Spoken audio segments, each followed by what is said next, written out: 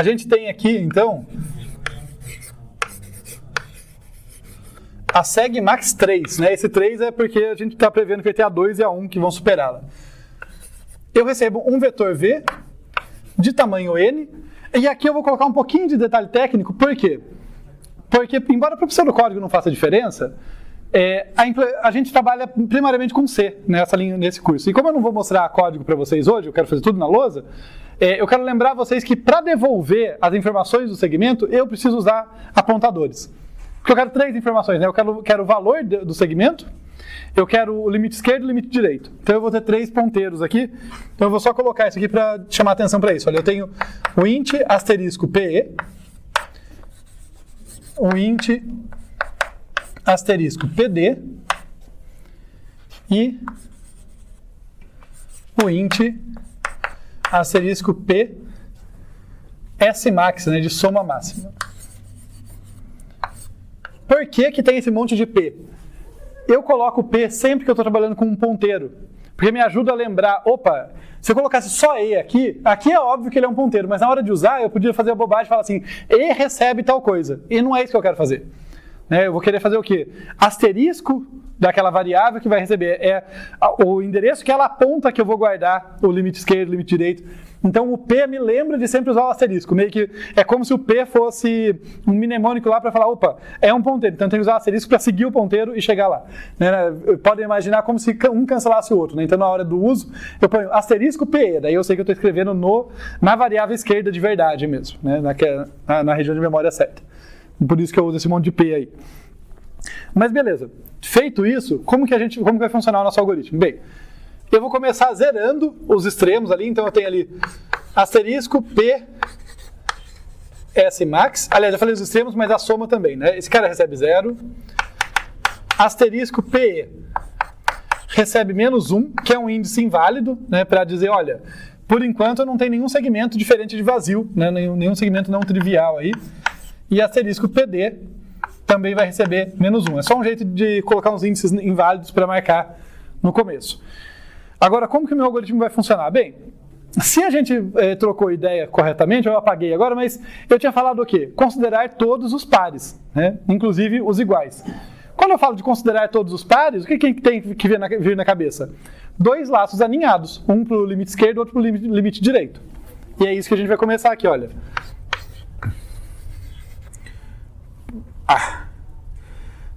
Talvez colocar isso um pouco mais para cima. Talvez, só para... Como limite esquerdo eu vou usar o índice I. Então para I igual a 0, I menor do que N, I mais mais. Então estou considerando todos os índices iniciais aqui. Depois, para J igual a I, note que ele começa na igualdade, porque vale, né, quando o limite esquerdo e o limite direito são iguais. Então, para J igual a I, aliás, talvez, o meu código estava com I e J, mas eu estou no pseudocódigo mesmo, para que me prender a isso, né? Eu vou chamar de E e D, que acho que vai deixar todo mundo mais feliz, né? Então vamos lá, olha, limite esquerdo, E de 0, E menor do que N, E mais mais, limite direito começa em E, limite direito menor do que N, limite direito incrementado. Então concordam que esses 2 laços, eles estão ali, o propósito deles é testar todos os pares possíveis. E daí como que, uma vez que eu estou aqui dentro, né, uma vez que, quando eu chego nesse momento aqui do laço, o que eu vou fazer é somar o valor do meu segmento corrente, do segmento que começa em E e termina em D. Para isso eu vou ter uma variável auxiliar, um salx aqui de soma auxiliar, que recebe 0, e daí eu vou ter um laço para, aqui vai ser só um índice, K igual a E, K menor ou igual a D, porque o D está incluso, K mais mais, e daí o que eu faço aqui? Eu só vou incrementando, né? salx mais igual a V de K. Então, quando esse laço acaba, eu tenho no salx o valor da soma daquele segmento. Alguma dúvida quanto a isso? Não terminou ainda, tá? Tem uns detalhes, mas quanto a isso, estamos bem?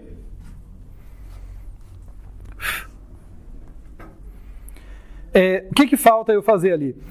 Falta só eu atualizar o ótimo. Infelizmente faltou lousa, então eu vou fazer bem compactado embaixo. Eu vou mais comentar, tá? O que eu vou escrever vai ser pouco, né? Vai ficar muito apertado. Mas a ideia é o quê? Para cada E e D, para cada par E e D que eu analiso, então, olha, eu ainda estou aqui dentro do segundo laço, tá? Eu estou dentro dos dois laços aqui. Mas eu já saí desse terceiro, eu já estou com o S-AUX correto na minha mão, com o valor correto. O que eu tenho aqui é um if, olha. Se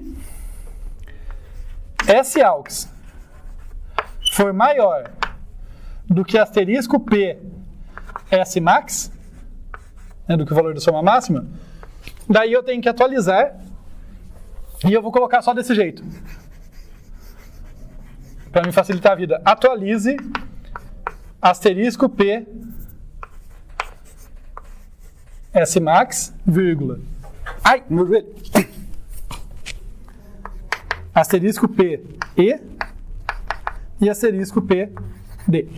Tá? No caso, asterisco PE ia ter que receber o E, asterisco PD ia ter que receber o D e asterisco P S-max ia receber o S-AUX. Né? Cada um ia receber ali o valor para guardar. Olha, esse foi o momento em que eu encontrei o segmento maior dentre os que eu já considerei. Tudo bem, gente?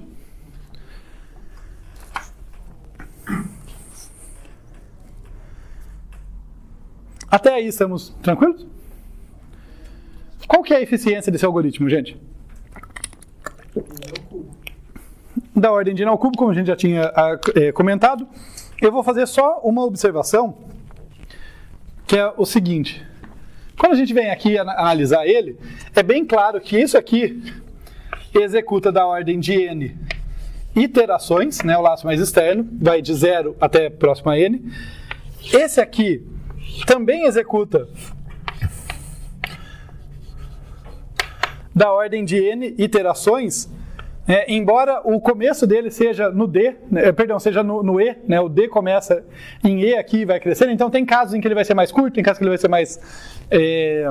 mais longo, mas a gente já fez essa análise outras vezes, que se eu pegar a soma do número total de iterações dos dois primeiros laços aqui, dá n ao quadrado, né? No caso vai dar aproximadamente n ao quadrado sobre 2, né? Que é exatamente os pares e tal que a gente já falou. Só que às vezes confunde mais as pessoas, por isso que eu quero fazer o disclaimer. Esse último laço aqui, olha, ele também é um laço que em última instância depende do comprimento de n, né, do tamanho do vetor, porque ele depende do comprimento do subvetor. Mas não seria incorreto, tá? Não estaria errado a pessoa que olhasse e falasse, poxa, professor, como um limitante superior, da ordem de n ao cubo, tudo bem, n ao quadrado, n vezes n, aqui, né? E esse laço aqui, falar que é da ordem de n iterações. Como um limitante superior está correto, porque se esse cara o K vai de E até D, a distância entre E e D é no máximo n, então como limitante superior está correto. Mas será que não dá para fazer um argumento de que poxa, talvez seja prevalente o número de segmentos pequenininhos. Percebem? Talvez tenha muito segmento curtinho aqui, que na prática isso aqui não dá n ao cubo, dá uma coisa menor do que n ao cubo. Tá? Uma pessoa não estaria errada de dizer isso, eu não estou mostrando claramente, eu estou fazendo um limite por cima. Né? Então, só numa tentativa de convencer vocês de que isso aí realmente dá n ao cubo, ainda que tenha uma constante, né, dividindo ali, uma constante um pouquinho menor, porque de fato não é toda a iteração que vai dar n ao cubo. Pensem o seguinte comigo, só para fazer esse convencimento. Assim, não é uma análise super formal, mas é mais cuidadosa do que só fazer a análise por cima, como eu fiz. Vocês concordam que se o E estiver longe do D, esse cara aqui vai ser proporcional a n? Estar longe, eu quero dizer, por exemplo, estar a n sobre 3 de distância. Sabe? Tipo, tem 1/3 dos elementos entre o começo e o fim. Parece, opa, mas é sobre 3. Mas ainda é proporcional a n, né?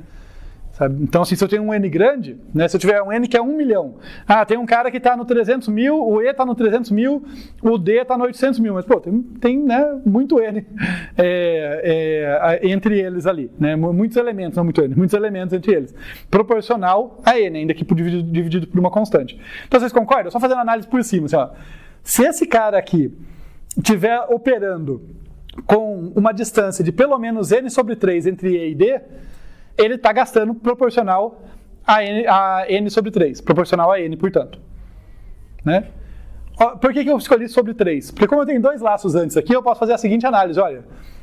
Pensa em todas as vezes em que o e está entre 0 e n sobre 3. Todas as iterações, poxa, esse cara aqui terá n vezes, mas tem o primeiro 1/3 das iterações, em que ele está entre 0 e n sobre 3. Daí, para combinar, pensa nas iterações em que esse cara aqui, ele está, pensando que eu tenho o e pequeno, né? Eu vou pensar que eu tenho o d grande. Vamos pensar nos casos do laço de dentro, quando o d está iterando entre 2n sobre 3 e n, está no terço final. Tá? Pensa as iterações em que esses caras aqui estão no primeiro terço dos elementos, e esse cara aqui, o d, está no último terço.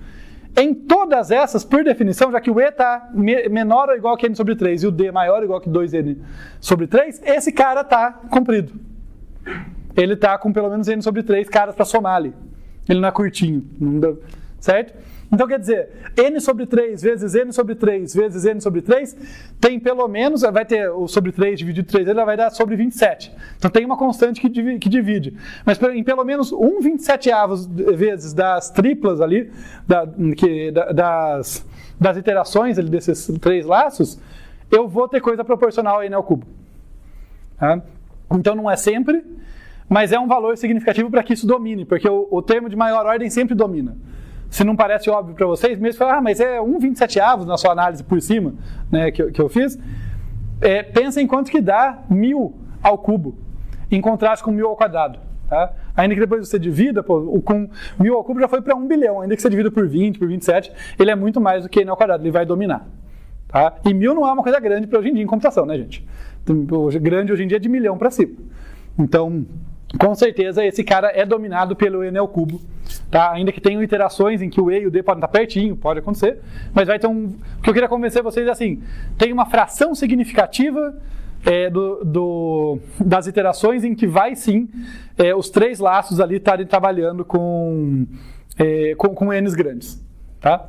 Em particular o mais do meio, né? Ele vai ter um número significativo de iterações que ele vai operar sobre trechos longos. Tudo bem? Prolonguei uma análise que vocês tinham aceitado. Vocês estavam de boa com o n ao cubo, né? Foi só um extra aí, porque não é óbvio, tá? Como limitante superior, as coisas vão, mas tem que tomar cuidado com o limitante superior, tá? Porque não é difícil eu pegar um algoritmo que é muito melhor do que n quadrado, por exemplo, e não perceber isso, tá? Isso acontece. Então tem que tomar cuidado. É verdade como limitante superior, mas esse argumento foi para dizer, olha, não é só um limitante superior, esse cara aqui ele realmente vai crescer proporcional a n ao cubo, ele não tem como ele fugir disso. Mas é legal. Feito essa discussão aqui, uma análise um pouquinho mais cuidadosa, né? Deixa eu marcar aqui que é n ao cubo. Qual que é, enquanto eu marco, vocês falam, qual que é a eficiência de espaço desse algoritmo? A eficiência de tempo, a gente acabou de discutir. E a de espaço? É o de 1. Ele só usa um número constante de variáveis auxiliares, né? Ele não aloca nenhum vetor, não faz nada disso. Então, eficiência de espaço, O de 1. Tá, então é daqui que a gente parte. A gente está bem eficiente com relação ao espaço, mas a gente faz muitas iterações, da ordem de n ao cubo, iterações, isso é coisa pra caramba.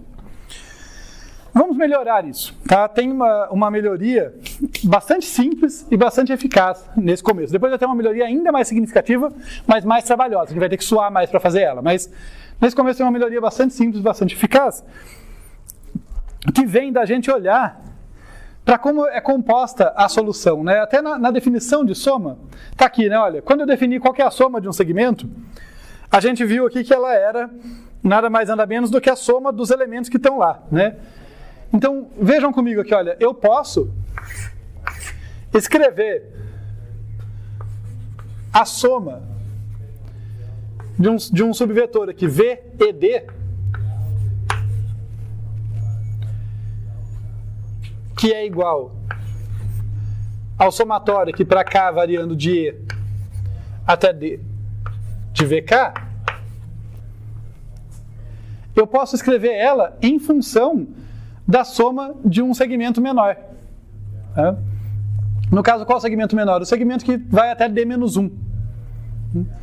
Porque isso aqui, eu posso quebrar esse somatório dessa forma. Ó. O K igual a E até D, menos 1, somando VK ali, e daí deixa o VD para fora. Né? Então veja, eu tinha o somatório aqui desse segmento inteiro, eu estou falando, olha, manipulando matematicamente mesmo, né? É a soma desses elementos que estão entre E e D, inclusive. Daí eu posso fazer a soma dos elementos que estão entre E e D menos 1, mais VD. Deixa só eu pegar uma cor aqui para separar, porque ficou muito overlap. Vou colocar um verdinho aqui só para assim, ó. Não ficou muito bom, mas foi eu tentando separar. Vamos separar um pouquinho mais aqui, assim. E o que é isso aqui? A soma que vai de E até D menos 1 é a soma do segmento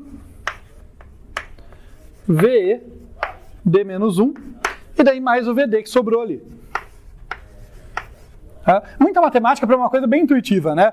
Tudo que eu estou falando é que a soma de um segmento se relaciona com o próximo. A soma de um segmento que termina em D, ele é igual à soma do segmento que termina em D menos 1 mais o valor do VD.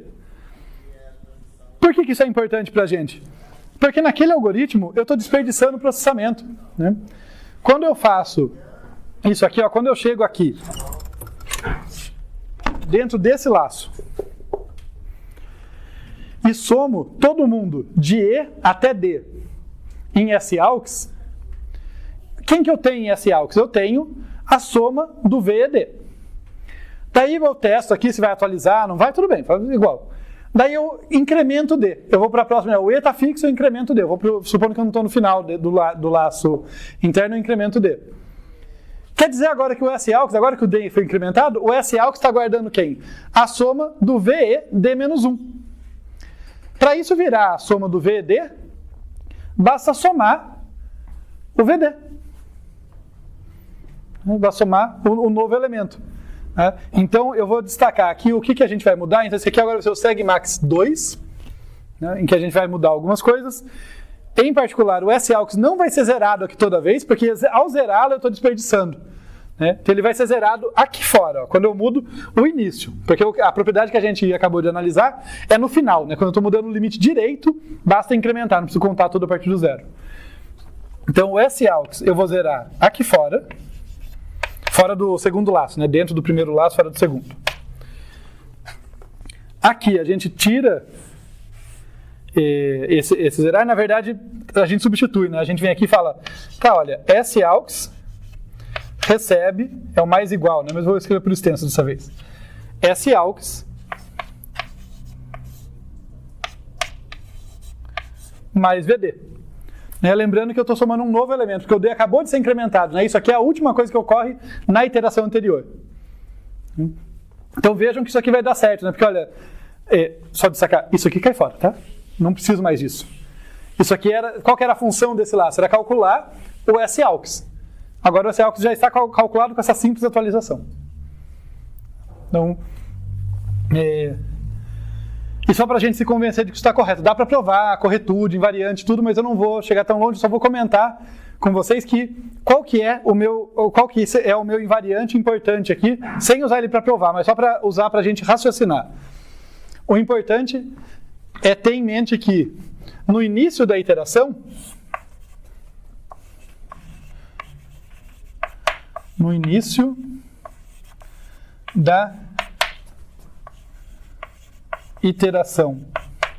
do J, tá? Do segundo laço, né? Do D, né?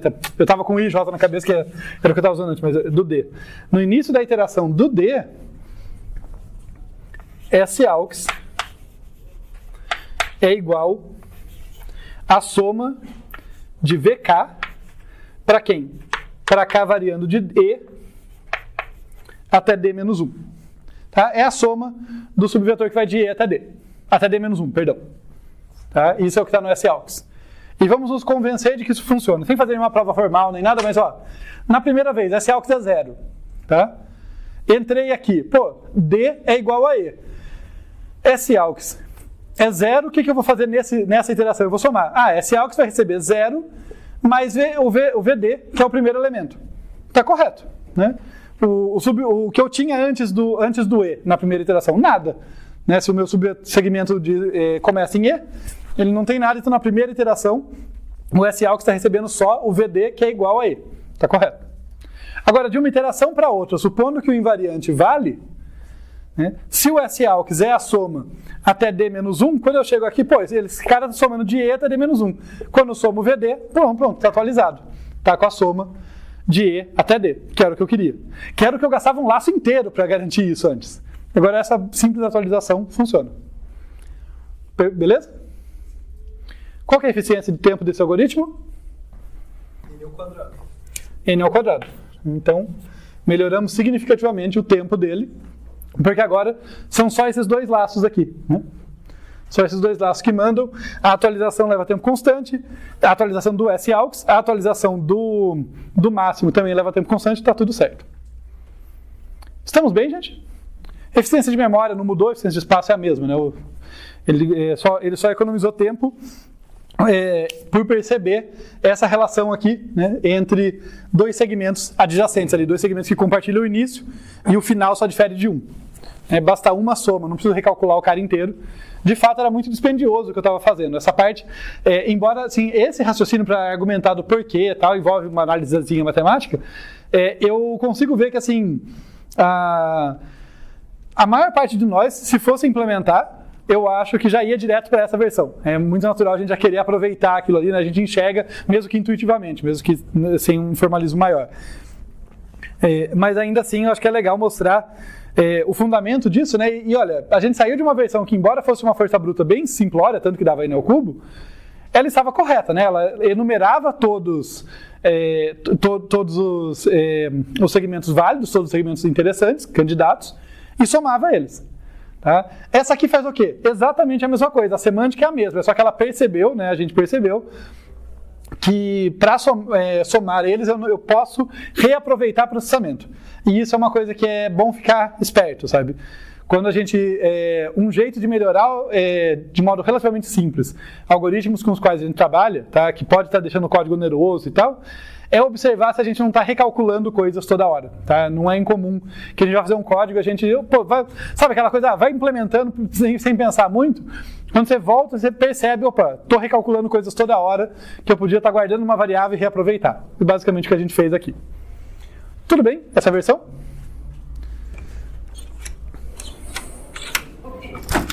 Então, legal. Nesse momento, a gente já está com mais propriedade sobre esse problema, porque a gente não só já viu a definição dele, viu um exemplo, tudo, mas a gente já pensou em dois algoritmos para ele, né? Então a gente já está entendendo melhor como esse problema funciona, como resolver esse problema. Agora vai entrar a parte mais interessante da aula, tá? Agora que a gente vai dar um salto para vencer essa barreira do N quadrado. A gente quer fazer ainda melhor, dá para fazer muito melhor do que isso, dá para fazer realmente muito veloz a resolução desse problema.